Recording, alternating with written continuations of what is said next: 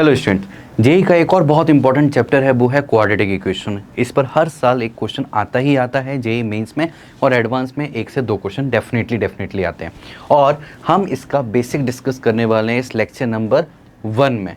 तो ध्यान से देखेंगे हम आखिर क्वाड्रेटिक इक्वेशन होती क्या है, समझते हैं इसको, है ना। हम आगे बढ़ते हैं। तो क्वाड्रेटिक इक्वेशन से पहले हमें समझना पड़ेगा व्हाट इज क्वाड्रेटिक एक्सप्रेशन।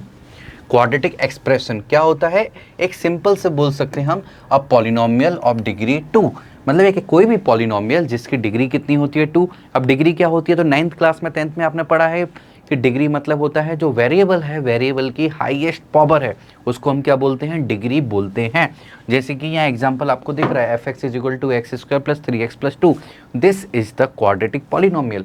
और यहाँ पर वेरिएबल x है और इसकी जो हाईएस्ट पावर, यहाँ पर देखो पावर 1 है, यहाँ पर 2 है, तो हाईएस्ट कौन सी है? 2। तो इसको बोला जाएगा डिग्री। तो this is the polynomial of degree 2। तो इसको बोला जाता है क्वाड्रेटिक एक्सप्रेशन। तो बोलो कि सर फिर एक्सप्रेशन और इक्वेशन में क्या अंतर होता है? देखो हम देखते हैं एक्सप्रेशन और इक्वेशन में क्या अंतर होता है। कि इक्वेशन जो होती है उसमें क्या हो जाता है, सिंपल लैंग्वेज में बोल दिया जाए तो इसके आगे जीरो और लग जाता है बस। क्या लग जाता है? जीरो लग जाता है बस।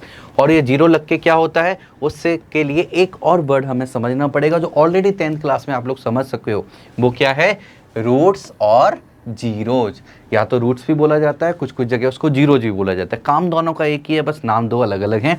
तो हम समझते हैं आखिर रूट्स और जीरोज क्या होते हैं। तो ये होते हैं वैल्यू ऑफ वेरिएबल। किसकी वैल्यू होती है? वेरिएबल की वैल्यू होती है। और जनरली वो वेरिएबल हम क्वेश्चन में क्या मिलता है आपको? एक्स मिलता है। हमेशा वाई भी हो सकता है, टी भी हो सकता है, पी भी, कोई भी इंग्लिश का अल्फ़ाबेट हो सकता है ना। बट जनरली वो एक्स मिलता है। और for which value of quadratic expression becomes zero. मतलब उस वेरिएबल की ऐसी वैल्यू कि उस वेरिएबल की वैल्यू डालने पर पूरा जो क्वाड्रेटिक एक्सप्रेशन है वो हमें क्या आंसर दे दे? जीरो। जीरो आंसर दे दे। और उस चीज़ को हम बोलते हैं रूट्स या फिर जीरोज। तो स्टैंडर्ड क्वाड्रेटिक इक्वेशन कैसी दिखाई देती है? इस तरह की हमें दिखाई देती है standard quadratic equation. ax square plus b x plus c is equal to zero, है ना। तो जैसे कि हमने पढ़ा था, केवल यहाँ से यहाँ तक की चीज़ लिखी होगी तो इसको क्या बोलोगे हम? एक्सप्रेशन। लेकिन आगे यदि इक्वल में जीरो लगा दिया तो ये क्या बन जाती है? इक्वेशन। क्लियर? यहाँ पर x जो है, x क्या है? This x is the variable. और ए बी सी ये क्या है? कॉफिशिएंट्स हैं।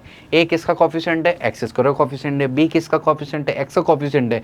एंड सी को बोलेंगे कांस्टेंट या एक्स पावर 0 का कॉफिशिएंट।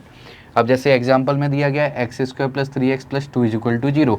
तो ये चीज़ क्या है? ये हमारी एक क्वाड्रेटिक इक्वेशन है। तो ध्यान से देखो, जब एक्सप्रेशन में हमने सेम चीज़ लिखा था तो यहाँ पर fx दिखाई दे रहा था, कहीं पर भी इक्वल में जीरो नहीं था।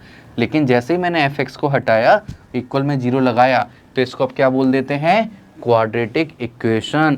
अब इसके रूट्स भी निकालना हम सीख लेते हैं। 10th में ऑलरेडी आप लोगों ने किया होगा। हम इसको कैसे सॉल्व करते हैं? इसको मिडिल टर्म स्प्लिट करते हैं। तो x square plus 2x plus x plus 2। बोलोगे सर ये कैसे हमने स्प्लिट किया, कैसे पता चलेगा? तो उस चीज़ के लिए आप लोगों ने रूल पढ़ा है कि इसका और इसको मल्टीप्लाई करो तो क्या मिलता है? इसका कॉफिशिएंट 1 है, 1 इंटू 2 2 मिलता है।